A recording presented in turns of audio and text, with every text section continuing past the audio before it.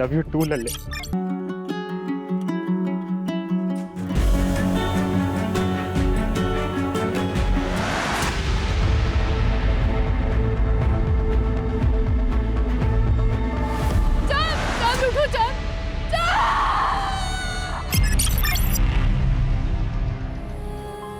कभी कभी ये दिल किसी से भी लग जाता है, आखिर क्यों होता है ऐसा? शायद ये एक रूह का पाक रिश्ता होता है दूसरी रूह के साथ, जो ना समाज की बनी दीवारों से डरता है ना नियमों को। लेकिन समाज के बने नियम, पुरानी सोच ऐसी रूहानी रिश्तों को कलंकित कर देती है और आखिर में सब खत्म हो जाता है। वो साथ, वो एहसास, और बचता है तो सिर्फ मातम।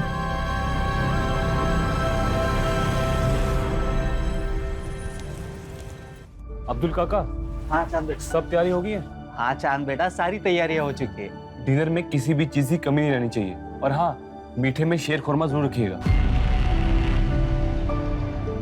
बस आधे घंटे में शीर खुरमा भी तैयार हो जाएगा। ठीक है। हेलो रुक सर। अब हमसे दूर जा रहे हैं ना, लेकिन याद रखिएगा आप कभी हमसे दूर नहीं रह पाओगे। ये तो तुम्हारी गलत फहमी है। आजकल तो सिर्फ हमें एक ही का ख्याल आता है। चलो हम बाद में बात करते हैं। चांद, सब सेट है? जी अरबाज भाई, सब ठीक है। ये हीना तबस्सुम कहाँ रही? हीना तबस्सुम, और कितना वक्त लगेगा? आ गए भाईजान। कैसी लग रही हूँ?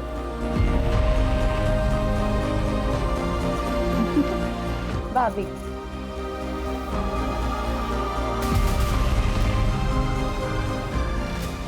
बेगम को तैयार होने के लिए थोड़ा तो वक्त लगेगा ना मियाँ? और कितना वक्त नहीं है? अब हमारी बहन को देखिए, कितना जल्दी तैयार होकर आ गई। एक मिनट, तेरा कॉल है। हाँ। हेलो। हाँ जोया। तुम जो कर रहे हो ना चांद, इसका नतीजा अच्छा नहीं होगा। तुम्हारे लिए क्या कुछ नहीं किया हमने।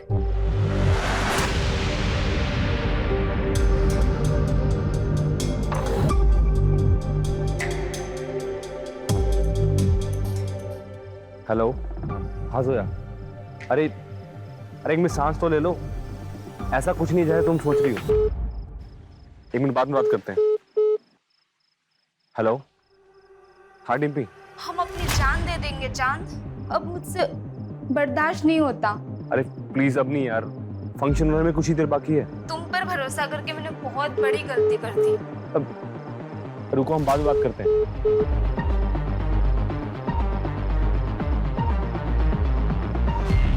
हेलो। क्या कर रहे हो? तैयार तो होगी तो एक फोटो ही भेज दो। अगर हमारे होने वाले शौहर को पता चला तो? प्लीज प्लीज प्लीज जान, एक फोटो। आपको ना थोड़ा इंतजार करना पड़ेगा। अच्छा चलो हम रखते हैं, बारात आने का टाइम हो गया है। ठीक।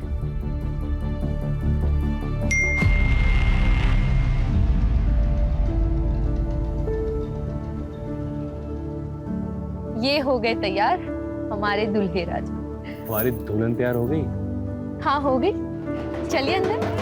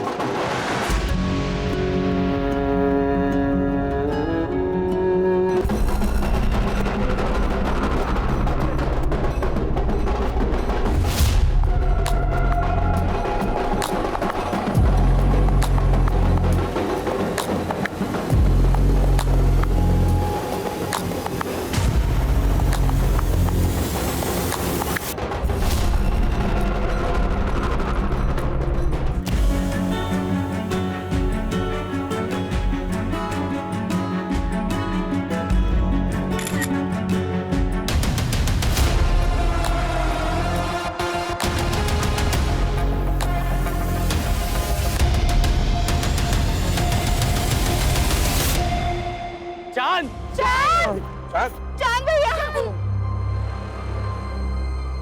भैया क्या हुआ भैया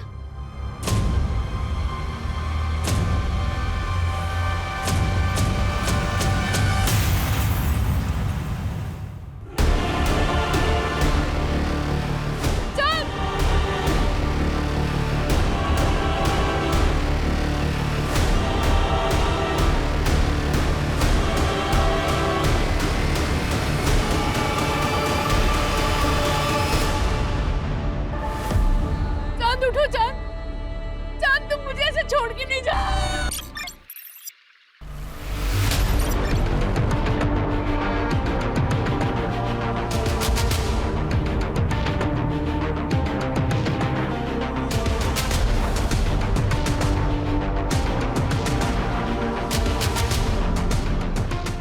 तीसरी बार तुमने अपना रिकॉर्ड तोड़ा है। Well done. थोड़ा और एफर्ट डालोगे ना तो बेटर हो जाएगा। और वैसे भी ना नेशनल के लिए बेस्ट है, लेकिन एशियन गेम में मेडल लाने के लिए ना थोड़ा अच्छे से करना पड़ेगा। सही कह रही हो तुम। आप डाइट फॉलो कर रहे हो ना, जो हमने आपको बताया था? तुम्हें पता है ना हम कितने इंटेलिजेंट हैं। अच्छा, वो कैसे? वो ऐसे कि हमने अपने न्यूट्रिशन से प्यार कर लिया। अब सारी जिंदगी फिटनेस की टेंशन खत्म। अच्छा, लेकिन हम सीरियस हैं। हम चाहते हैं कि आप अपना स्टेमिना बढ़ाओ एशियन गेम के लिए, और बहुत जरूरी है। तुम्हें मेरे स्टेमिना पे शक है तो एक बार हटो।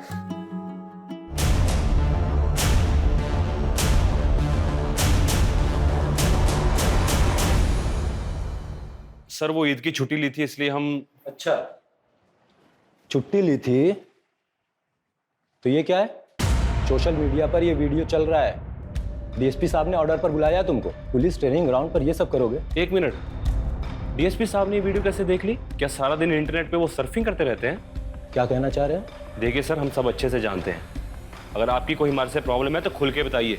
ऐसे खेल मत खेलिए।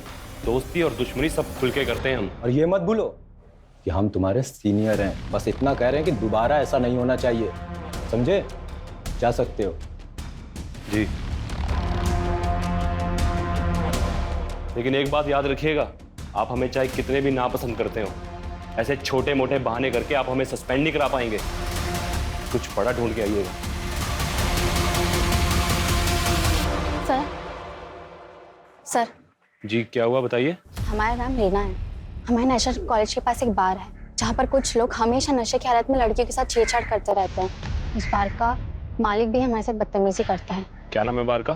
रियल बार।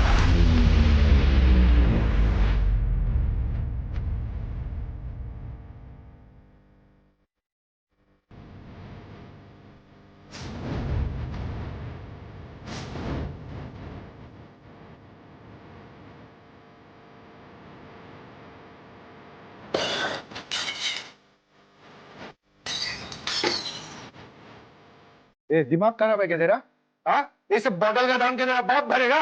मेरे बाप की छोड़, अपने बाप दादा को याद कर ले। वर्दी की आकड़ दिखा रहा है। तू जानता नहीं है हमको। कुछ दिन अंदर रहेगा ना तो अच्छे से जान पहचान हो जाएगी। यहाँ बार खोलकर गुंडागर्दी करता है, लड़कियां छेड़ता है। चल बाहर।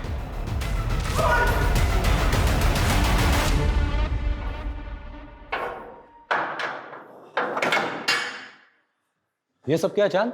कुछ नहीं सर, अपनी ड्यूटी कर रहे हैं। ये आदमी ना कहानी मत सुना मुझे। और ये मत भूलो कि ये जो वर्दी मिली है ना, स्पोर्ट्स कोटा में मिली है तुम्हें। वरना तुम्हारे बस की बात नहीं है सब इंस्पेक्टर बनना। जिस आदमी को अंदर डाला है ना, तुरंत रिलीज करो। सर इसके खिलाफ कंप्लेंट मिली है हमें। कंप्लेन मिली है? मतलब कोई भी लड़की आकर कुछ भी कहेगी, बिना इंक्वायरी किए मान लोगे? हाँ मिश्रा जी? Yes sir. ये सज्जन आदमी को तुरंत रिलीज करिए। यस।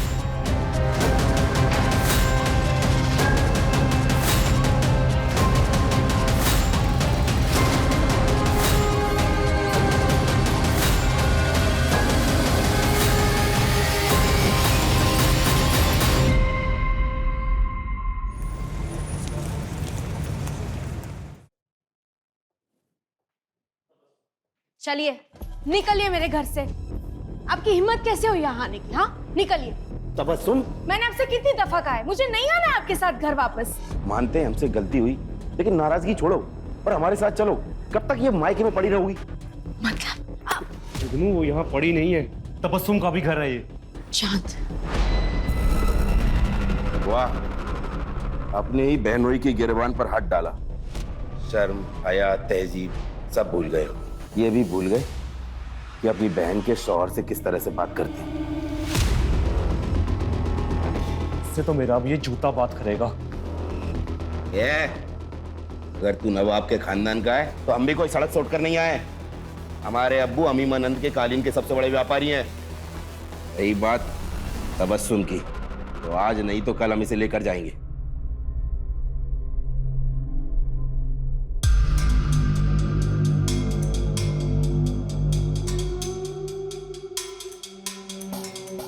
क्या है ये सब? तुम्हें इस बात का अंदाजा भी है कि हम नवाबों के खानदान से हैं? हमने ख्वाब में भी नहीं सोचा था कि हमें इस तरह की बेहूदगी देखने को मिलेगी कभी। वो लड़की न तो हमारी कौम की है और ना ही हमारी बराबरी की है। ये रिश्ता तो हरगिज नहीं हो सकता। निकाह तो हम नैना से ही करेंगे। फिर तो हमारी लाश पर से गुजर कर करना होगा तुम्हें ये निकाह। अब्बा, बुरा ना मानिएगा, पर आज दुनिया बहुत आगे बढ़ चुकी है और हमें चांद को अपने फैसले लेने का हक देना चाहिए।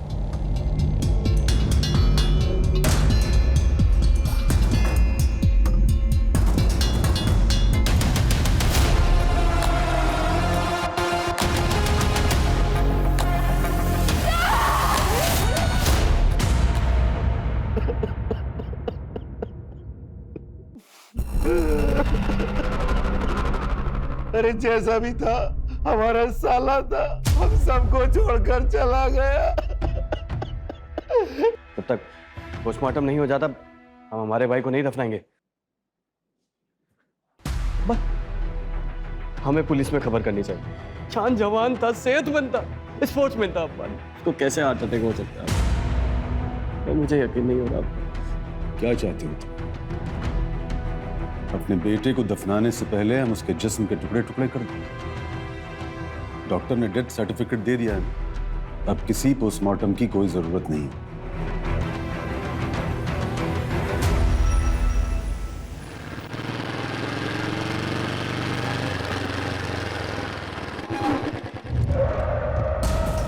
ए, कौन हो तुम लोग? क्या कर?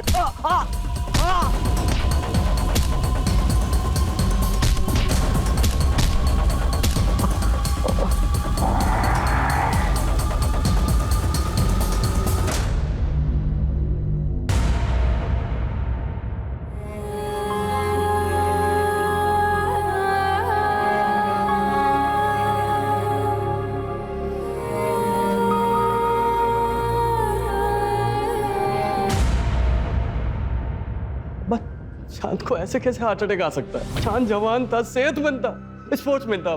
चांद को हार्ट अटैक हो ही नहीं सकता। मैं यकीन नहीं कर पा रहा हूँ। अब्बा। हाँ बेटा। अब्बा, आप दिल के मरीज हैं। भाई के जाने का गम सबको है, मगर आप यूं ही ये सब सोचते रहोगे तो आप ही की तबीयत बिगड़ेगी ना। अब ये सब सोचना बंद कीजिए और ये लीजिए दवाई।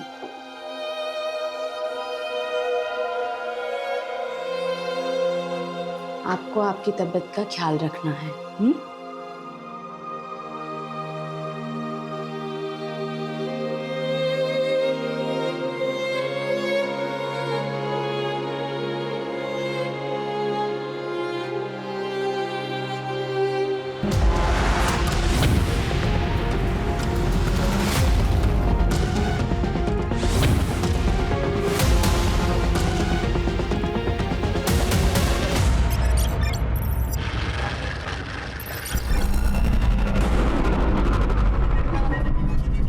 जी कहिए। मेरा आज इंटरव्यू है, मुझे देर हो रही है। मुझे अगले आईटी चौराहे तक उतार देंगे? आइए बैठिए।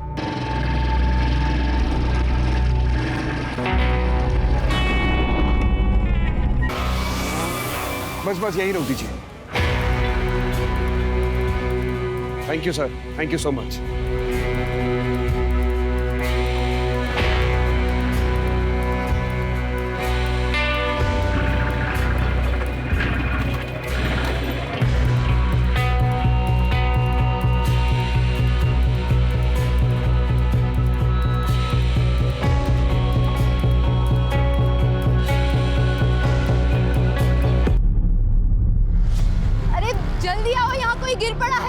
भाई साहब क्या हुआ आपको? उस आदमी ने कुछ चुपाया। कौन आदमी? क्या हो गया इसको? ये बोल रहा है किसी ने कुछ चुभोया है इसे। ऐसे मुंह देखता रहेगा, इसको अस्पताल भी लेके चले। डॉक्टर डॉक्टर डॉक्टर, देखो ना इसे क्या हो गया।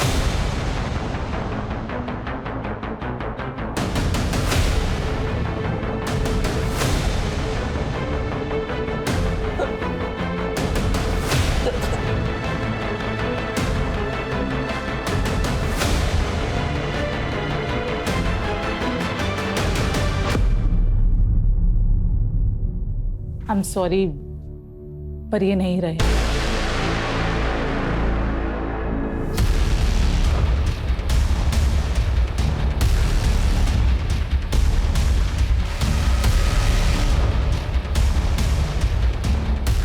इनको किसने बुलाया?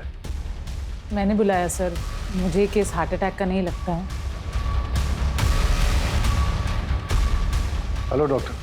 Hello inspector. डॉक्टर दिव्या ने हमें फोन पे बताया था कि इनके कंधे पे कोई पिन चुभोने का मार्क है। जी, यहाँ पर। ये कौन लेके आया इनको? हमारे खेत के पास बेहोश था तो हम ले आए। सर ये इनका वॉलेट है।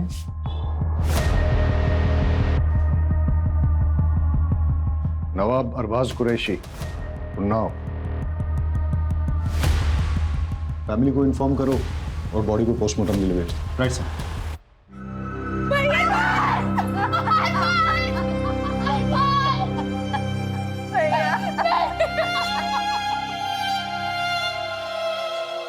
हम नवाबों के खानदान से हैं। पूरे उन्नाव में हमारी शान थी, लेकिन एक झटके में हमारा पूरा कुनबा बिखर गया। पहले छोटा बेटा चांद और अब अरबाज। हमारे अरबाज चांद से बेहद मोहब्बत करते थे। उन्हें यकीन ही नहीं हो रहा था कि चांद को हार्ट अटैक कैसे आ सकता है। अरबाज को ऐसा क्यों लगता था कि चांद की मौत हार्ट अटैक से नहीं हुई है? शायद वो अपने भाई की मौत के सदमे में था। उसकी किसी के साथ कोई लड़ाई हुई थी या दुश्मनी थी? नहीं। मैं बड़े भाई अरबाज के बारे में पूछ रहा था। जी नहीं थी। वो लखनऊ में क्या कर रहा था? उन्नाव में हमारी सीमेंट की फैक्ट्री है और लखनऊ में उनके क्लाइंट्स। शायद उसी सिलसिले में आया होगा।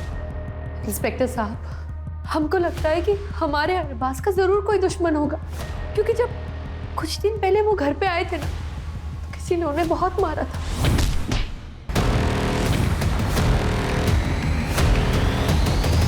सर, जब अरबाज पर अटैक हुआ था उसी समय मैंने उससे कहा था कि पुलिस स्टेशन में आकर एक एफआईआर कराने के लिए। सुना है नवाब साहब कि आपके ऊपर किसी ने हमला कर दिया। आप ना पुलिस स्टेशन आ जाइए और आकर एक एफआईआर लिखवा दीजिए। लेकिन वो आया ही नहीं। बेचारा अपने भाई चांद गिरा हार्ट अटैक से। चांद एक नेशनल लेवल एथलीट था, सब इंस्पेक्टर था और उसकी फैमिली बोल रही थी कि एकदम फिट था। अब उसका इस तरह हार्ट अटैक से मरना कुछ समझ में नहीं आ रहा है। आजकल तो लोग जिम में एक्सरसाइज करते करते बेवजह मर जाते हैं हार्ट अटैक से। आप ही हैं नवाब साहब के फैमिली डॉक्टर? जी हाँ। आप यकीन से कह सकते हैं कि चांद की मौत हार्ट अटैक से हुई थी? नवाब साहब के घराने की फैमिली हिस्ट्री में दिल की बीमारी है। चांद, अरबाज, उससे पहले उनकी माँ भी 2 साल पहले हार्ट अटैक से मरी थी। ठीक है, आप जा सकते हैं। ठीक है। अर्जुन साहब, चांद के पोस्टमार्टम के साथ साथ उसका टॉक्सिकोलॉजी टेस्ट भी करवा और पता करो ये अरबाज के साथ मारपीट किसने की थी। 2 भाइयों की मौत, वो भी एक के बाद एक, और अरबाज के साथ मौत के पहले मारपीट भी हुई थी। वो ना हो इसमें कोई दुश्मनी का एंगल जरूर है। अब सवाल ये उठता है कि दुश्मन घर के बाहर है या अंदर। अरे कूद जा लल्ले, कुछ नहीं है। नहीं अनु, मैं नहीं कूदूंगा। अरे तुम्हारी ऐसी की तैसी। नहीं अनु, मत।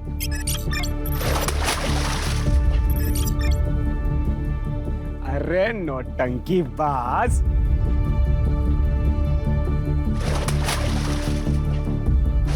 अनु, कुछ हो जाता तो। हो गई नौटंकी, कमर तक तो पानी नहीं है तुम्हारे। नौटंकी बाज।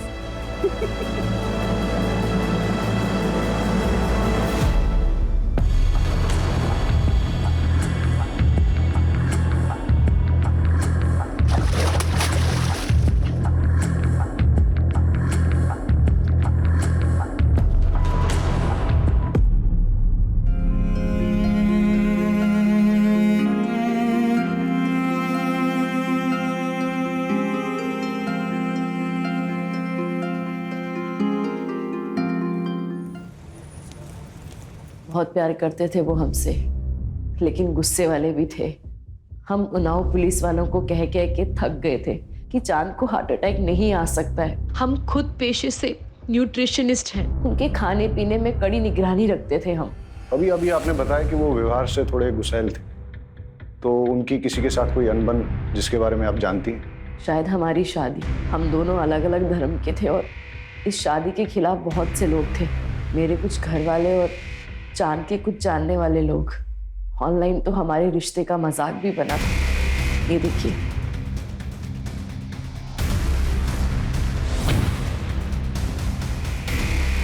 ये वीडियो सबसे पहले किस आईपी एड्रेस से अपलोड हुई, किसने भेजी और किस किस को भेजी, सारी डिटेल्स निकालो। जी सर, और मैंने उस चौक पे भी पता करने के लिए कह दिया है जहां अरबाज के साथ मारपीट हुई थी। वहाँ की सीसीटीवी फुटेजेस भी मंगवा ली है, शायद वहाँ से कोई क्लू मिल जाए। सर, ये अरबाज की पोस्टमार्टम रिपोर्ट है। ठीक, जाओ। ओके सर, पोस्टमार्टम रिपोर्ट के हिसाब से अरबाज की मौत हेवी पॉइजनिंग की वजह से हुई। ये भी लिखा है कि अगर ज़्यादा मात्रा में लिया गया हो तो महज कुछ ही मिनटों में उस इंसान की मौत हो सकती है।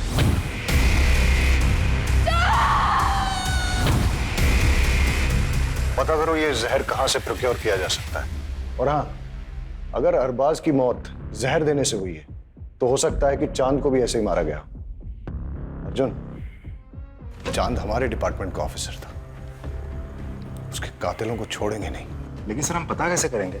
चांद का पोस्टमार्टम नहीं हुआ था, उसकी बॉडी को दफना दिया गया था। कोर्ट से उसकी बॉडी को निकालने का परमिशन लेते हैं, उसे इंसाफ दिलाने का यही एक तरीका है। सर,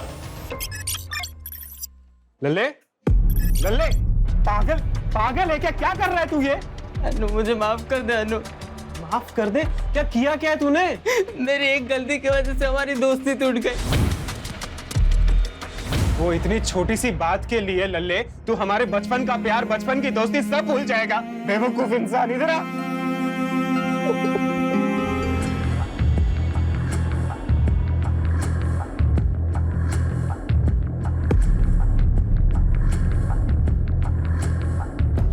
तो चांद के अवशेष को निकलवाकर टॉक्सिकोलॉजी के लिए भेज दिया गया है।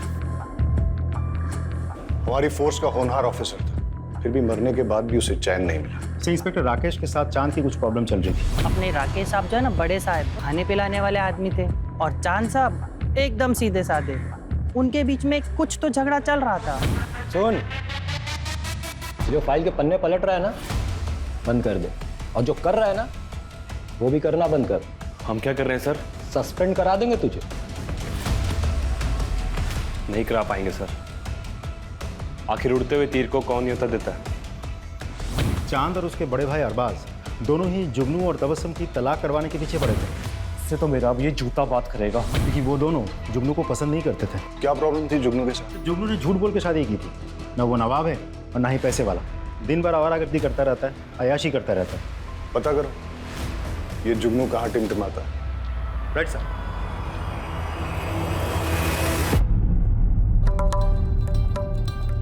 निम्मो भाई, आज ऐसा मुजरा करना कि घर जाने के बाद भी तुम्हारा खुमार ना उतरे।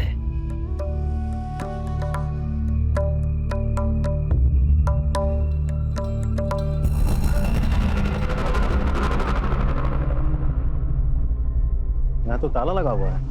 नजाकत ने लूटा शराफत। पुलिस हमारे घर? चल अंदर बैठ। अरे ये क्या बदतमीजी है? चल।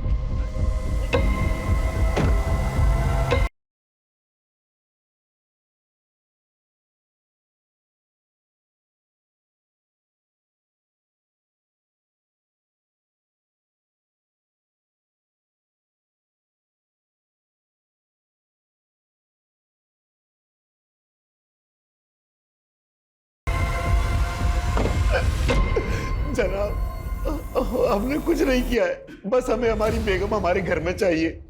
हम उनसे बहुत मोहब्बत करते हैं। दोनों भाई तेरे खिलाफ थे।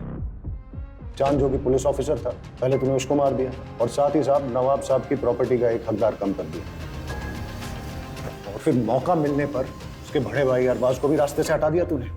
तो तेरा तलाक भी नहीं हो सकता तबस्सुम से। अब तू जिंदगी भर नवाब की हवेली में थोड़ी शराब, थोड़ी कबाब, थोड़ी उर्दू, थोड़ी नमाज़ नहीं करता रहेगा। लाहौल में लकूवत, हम उनका खून कैसे कर सकते हैं साहब? तो चांद की पोस्टमार्टम रिपोर्ट आ गई है, उसे भी वही जहर दिया गया है जो अरबाज को दिया गया था। मतलब दोनों भाइयों की मौत एक ही तरह से हुई है, यानी कि कातिल एक ही है और उसका मोटिव भी एक ही है। दोनों भाइयों की मौत से सबसे ज्यादा फायदा किसको हो सकता है? सर मुझे तो लगता है हमें जुगनू पर नजर रखनी चाहिए। रखो। और कुछ पता चला? सर हम अरबाज का कॉल रिकॉर्ड चेक कर रहे थे, पता चला कि वो एक सीबीआई ऑफिसर के साथ टच में था, नाम है सदानंद भोसले। अच्छा, भोसले साहब से अपॉइंटमेंट लो, मिलते हैं। सर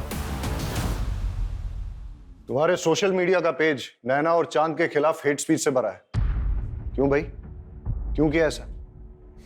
सर मैंने लिखा और वो वीडियो भी वायरल की, इसमें क्या गलत किया सर? नैना मेरी कजन है, अगर मैं अपने घर की इज्जत नहीं बचा सकता तो किस काम का हूं मैं सर?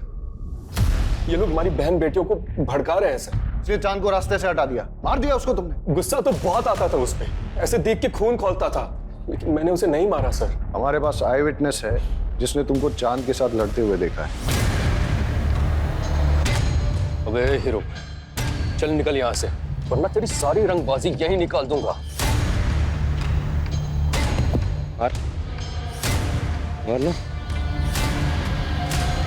शांत, छोड़ो से, क्या कर रहे हो तुम लोग यहाँ? मुझे ना यहाँ पे कोई तमाशा नहीं चाहिए। बैठो। सर उन लोगों के साथ कुछ भी होता है तो पूरी दुनिया ह्यूमन राइट्स के नाम पे खड़ी हो जाती है, हमारी बहन बेटियों के साथ जो हो रहा है उसका क्या सर? नफरत से सिर्फ नफरत फैलती है। एक पुलिस ऑफिसर था वो जो देश के लिए मेडल लाने की कोशिश कर रहा था, मार दिया तुमने उसको, और फिर उसके मर्डर को छुपाने के लिए उसके भाई को भी मार दिया। ऐसे नहीं मानेगा ये। तुम्हें क्या लगता है एक पुलिस ऑफिसर का मर्डर हो जाएगा और पुलिस हाथ पे हाथ धरी बैठेगी? लेके जाओ इसे, और तब तक तोड़ो जब तक ये सच नहीं बोलता। लेके जाओ।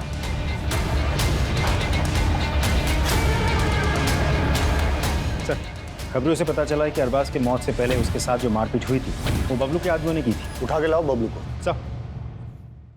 साहब हमने यार बस सबको मारा था साहब, लेकिन उसने हमें पैसे दिए थे साहब मारने के। उसने किसने? जुगनू मियां ने साहब। अरबाज को पिटवाया तूने? साहब मैं बहुत गुस्से में था साहब, जब मैं चांद के जनाजे में गया तो अरबाज ने मेरे साथ बदतमीजी की। या अल्लाह, हमारे भाई की जान के बदले हमें उठा लिया होता। बस कर ये नाटक। हमारे भाई के जनाजे पे बैठ के ये घड़ियाली आंसू मत बहा यहाँ पे। निकल जाए यहाँ से, निकल, उठ और चला जाए यहाँ से। मुझे धक्के मारकर हवेली के बाहर निकाल दिया, बस इसी बात पे गुस्सा था, लेकिन इसका मतलब ये तो नहीं कि मैंने किसी को मारा है। एक पुलिस ऑफिसर का मर्डर हुआ है, इसे डंडे मार के तब तक मुजरा करवाओ जब तक ये सच नहीं बोलता। Sir CBI officer Sadanand Bhosle के साथ मीटिंग फिक्स हो गई है।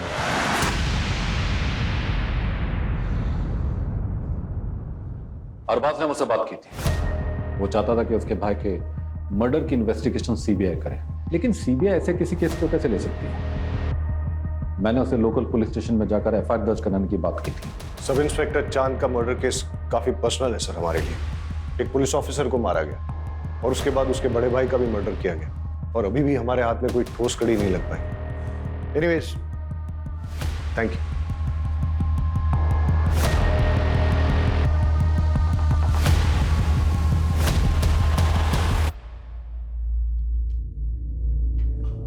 अवस्थी साहब थोड़ा ध्यान रखिएगा, उस मर्डर केस की पुलिस जोर शोर से जांच कर रही है, कहीं बुझती हुई चिंगारी सुलगती हुई आग ना बन जाए।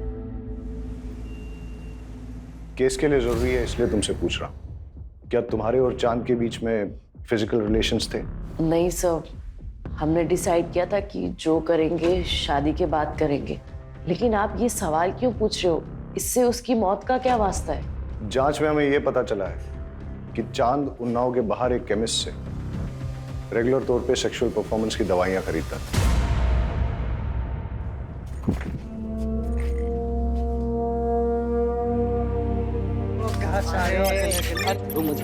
हमसे भी तो बात कर रहे हो।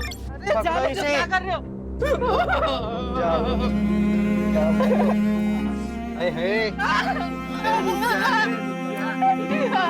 ये तो पहनना भूल ही गए, इधर आओ। अरे इधर आओ।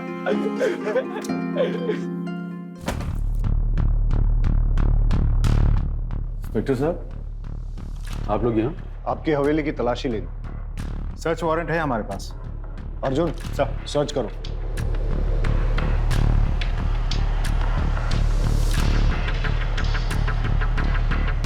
और कितनी तकलीफें पहुंचाएंगे हम? जाइए यहाँ से, अकेला छोड़ दीजिए हम सब, बंद कीजिए ये सब। आपके दोनों बेटों की हत्या हुई है और आप चाहते हैं कि हम इन्वेस्टिगेशन बंद कर दें?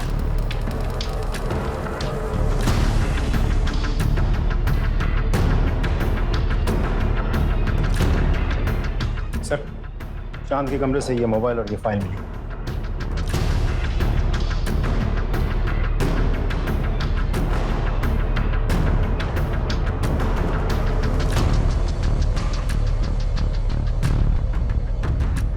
इंस्पेक्टर राकेश अवस्थी से मिलना पड़ेगा। आपका चांद के साथ कोई प्रॉब्लम चल रहा था तो आपने उसे मरवा दिया और फिर इस मर्डर को छुपाने के लिए चांद के बड़े भाई अरबाज को भी मरवा दिया। ये सब बकवास और बेकार की बातें हैं।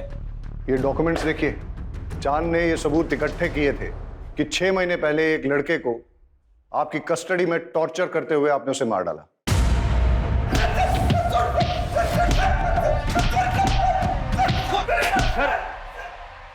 सर क्या कर रहे हैं? अगर इसका लाइसेंस एक्सपायर है तो अगर इसे जान से मार देंगे। तुम मेरे बीच में टांग अड़ाना बंद कर, निकल यहां से। मैंने कहा निकल यहां से।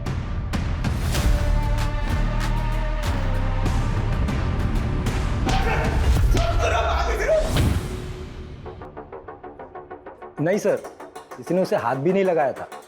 नॉर्मल पूछताछ के दौरान उसका अपेंडिक्स बस्ट हो गया और सेप्टिसेमिया की वजह से उसकी मौत हो गई।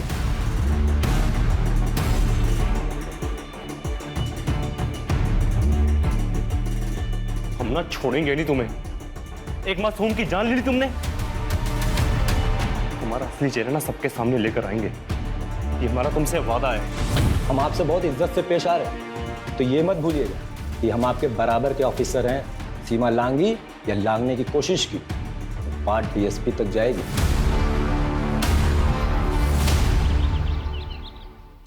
वहीं रुक जाओ, वहीं रुक जाओ। अगर हमारा बेटा तुम्हारे प्यार में नहीं पड़ा होता ना, तो आज वो जिंदा होता। अगर आपने अपना बेटा खोया है तो मैंने भी अपना प्यार खोया है। कुछ नहीं खोया है तुम, लेकिन हमने अपना बेटा खोया है। और हमें तो कभी कभी लगता है कि तुम्हारे घर वालों में से किसी ने हमारे बेटे को। अब वो आपकी तबीयत खराब हो जाएगी। आपको जो लगता है लगता रहे, बाहर के लोगों को भी ना बहुत कुछ लगता है। आपने तो चांद का पोस्टमार्टम भी नहीं होने दिया ना। बदतमीज, निकल जाओ यहाँ से। अब्बू संभालो, अब्बू संभालो अपने आप को। अब्बू अब्बू। आज के बाद कभी भी मेरी बेटी के आसपास भी दिखाई दिया ना तो जान से मरवा दूंगा। रिद्धि से प्यार करते हैं हम, आपको जो करना है वो करिए। ये ऑडियो फाइल अमर की iCloud स्टोरेज से मिला है और साथ ही उसकी और आपकी बेटी रिद्धि की बहुत सारी फोटोज भी मिली। वीडियो भी मिला है जिसमें अमर ने डर जताया कि आप उसका खून करवा सकते हैं। सब बकवास है, झूठ है। ये रही उसकी असली पोस्टमार्टम रिपोर्ट जो आप लोगों ने बदल दी थी। इस रिपोर्ट में यह साफ साफ लिखा है कि उसकी मौत 11 हड्डियां टूटने और इंटरनल ब्लीडिंग से हुई है। और जब ये सबूत चांद ने इकट्ठे किए तो आप लोगों ने उसको मरवा डाला। और जब अरबाज चांद के मर्डर की सीबीआई इंक्वायरी चाहता था तो उसको भी खत्म करवा दिया आपने। फिलहाल इतने सबूत काफी हैं आप लोगों को अंदर करने के लिए, और बाकी आपका जुर्म हम कोर्ट में साबित करेंगे। चांद और अरबाज का खून हमने नहीं किया है। आपको यकीन नहीं है तो आप उनके वालिद नवाब साहब से पूछिए कि उन्होंने चांद का पोस्टमार्टम क्यों नहीं होने दिया।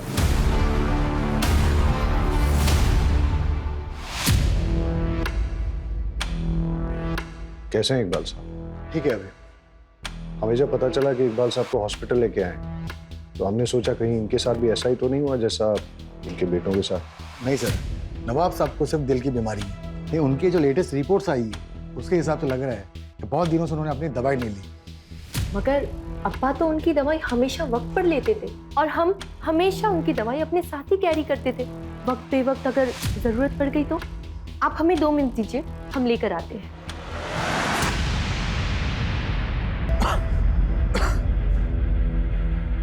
नवाब साहब, एक बात हमारी समझ में नहीं आई, आपने अपने छोटे बेटे चांद की बॉडी का पोस्टमार्टम क्यों नहीं होने दिया?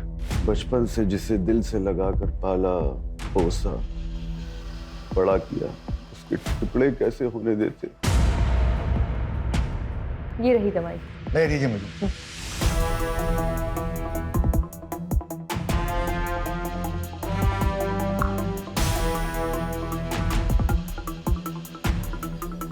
सर ये तो शुगर है, चीनी है ये।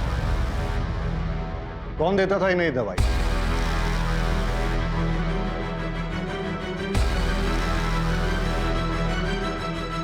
तुमने अपने अब्बा को मारने की कोशिश की, क्यों किया तुमने ऐसा? प्यार करते थे हम किसी और से, मगर हमारे अब्बू ने हमारा निकाह उस जुगनू से करवा दिया। नवाबी चोला ओढ़ एक जालिम और जिद्दी इंसान है मेरे अब्बू। और तुम्हारे भाई? उन्होंने भी नहीं रोका इंस्पेक्टर साहब मेरे अब्बू को। चांद भैया ने खुद के निकाह के वक्त तो किसी की भी नहीं सुनी, मगर मेरे निकाह के वक्त उनके मुंह में दही जम गया था।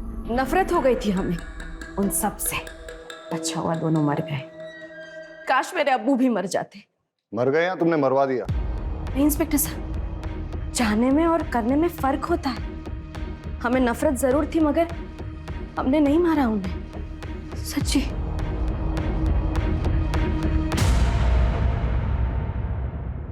चांद और अरबाज के केस में इतने सारे सस्पेक्ट्स हैं, सन्नी, जुगनू, इंस्पेक्टर अवस्थी, इकबाल कुरैशी, तबस्सुम, हीना, कोई भी हो सकता है। लेकिन सर अभी भी समझ में नहीं आ रहा है कि चांद और उसके बड़े भाई अरबाज को मार कौन सकता है? इनमें से कोई भी हो सकता है, या फिर नैना, क्योंकि जो जितना भोला भाला दिखता है वो उतना ही शातिर भी हो सकता है। एक काम करो अर्जुन, चांद और अरबाज के केस में ये जितने भी सारे सस्पेक्ट्स, सबकी डिटेल्स फिर से निकालो, छोटी से छोटी चीज भी चेक करो। कुछ तो है जो हमसे छूट रहा है। सर बस एक कड़ी हाथ में आ जाए तो सारे पेज खुल जाएंगे। सर बाकी सब तो क्लीन है, लेकिन एक इंटरेस्टिंग बात सामने आई है। पिछले 2 साल में हिना ने अपने बैंक अकाउंट से कोई ट्रांजैक्शन नहीं किया था, लेकिन अरबाज के मौत से 2 दिन पहले हिना के पिता ने उसके अकाउंट में 10 लाख रुपए ट्रांसफर किए थे, और अरबाज के मौत के 10 दिन बाद हिना ने वही 10 लाख रुपए कैश में विड्रॉ किए थे। जी हमने डाले थे पैसे, हिना को पैसों की जरूरत थी।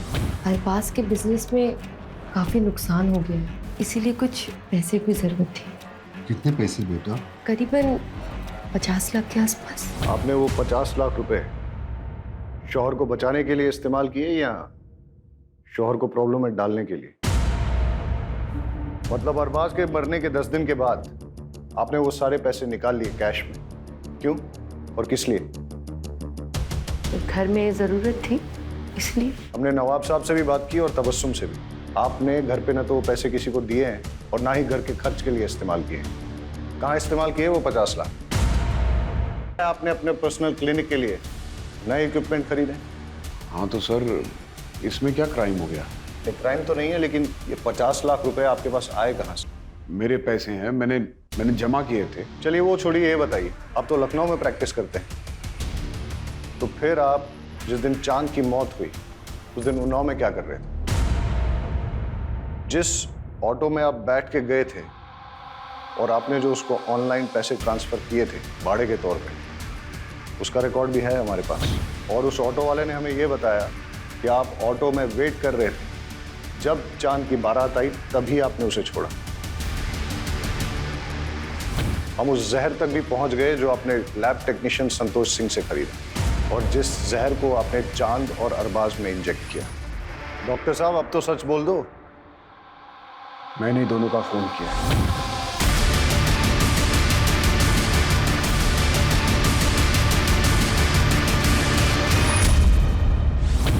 सच आपको हम बताते, जब हमारी शादी अरबाज से हुई तो हम बेहद खुश थे, मगर हमारी खुशी तो सिर्फ चंद पलों की थी।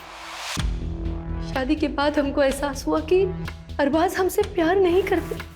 हमारी शादी को 2 साल हो गया था, मगर उन्होंने कभी हमें हाथ तक नहीं लगाया।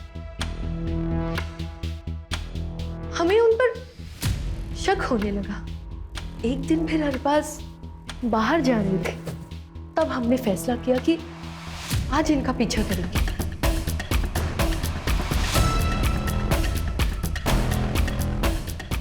अरे लल्ले, आज तुम हमसे मिलने आए हो? हमने देखा कि हमारे शौहर एक मर्द के साथ मोहब्बत कर रहे थे। पागल है क्या तू? मरना है तुमको? आई लव यू टू लल्ले।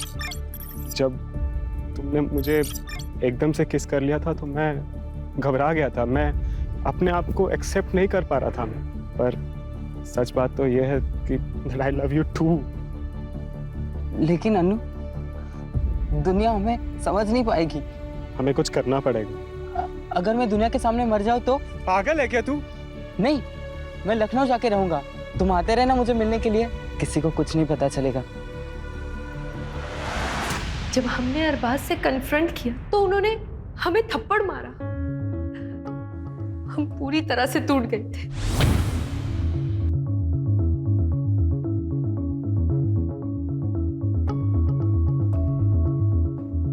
क्या हुआ भाभी? आप रो क्यों रही हैं? तुम्हारे भाई हमसे नहीं बल्कि एक मर्द से मोहब्बत करते हैं। अरे हमको समझ में नहीं आ कि हम करें तो क्या करें। अभी आप रोइए मत। हम बेहद खुश थे। भले ही हम दोनों के बीच में एक छोटा सा रिश्ता बना हो, मगर हमने चांद से मोहब्बत की थी और उसने फिर शादी करने का फैसला ले लिया। ये तुम क्या कह रहे हो चांद? हम तुमसे प्यार करते, तुम ये नहीं कर सकते। हमें छोड़ के तुम किसी और से शादी नहीं कर सकते। हम आपसे प्यार नहीं करते, वो बस एक हमारी गलती थी। हम नैना से प्यार करते और भैया को हम और दगा नहीं दे सकते। ये आपका नसीब है।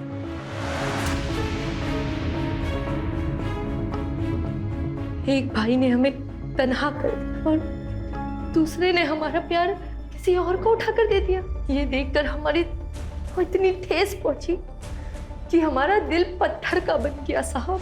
जब एक इंसान का दिल पत्थर का बन जाता है ना, फिर उससे कोई फर्क नहीं पड़ता। हमें रत्ती भर भी अफसोस नहीं हुआ ये फैसला लेते हुए कि अब हम इन दोनों को मार देंगे। ऊपर वाला आपको दोनों जहां की खुशियां अता फरमाए।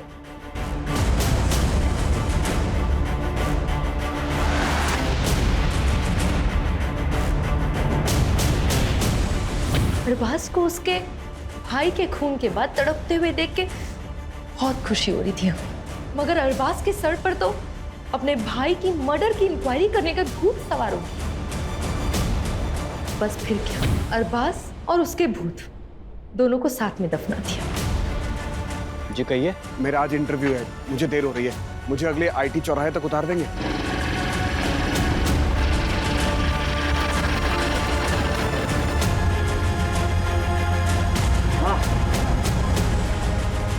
बस यही रोक दीजिए। Thank you sir, thank you so much. मैं उस दिन जानबूझकर हॉस्पिटल देर से पहुंचा। अगर हॉस्पिटल में मेरी आरएमओ डॉक्टर दिव्या ने अरबाज के कंधे पर निडल का घाव और वो खून की बूंद नहीं देखी होती तो अरबाज की मौत भी हार्ट अटैक ही साबित होती। मासूमों का बहाया हुआ खून कभी भी खामोश नहीं रहता। एक एक खून की बूंद गवाही देती है। अब जिंदगी भर जेल की चारदीवारी के बीच बैठकर सोचना किसका गुनाह बढ़ा।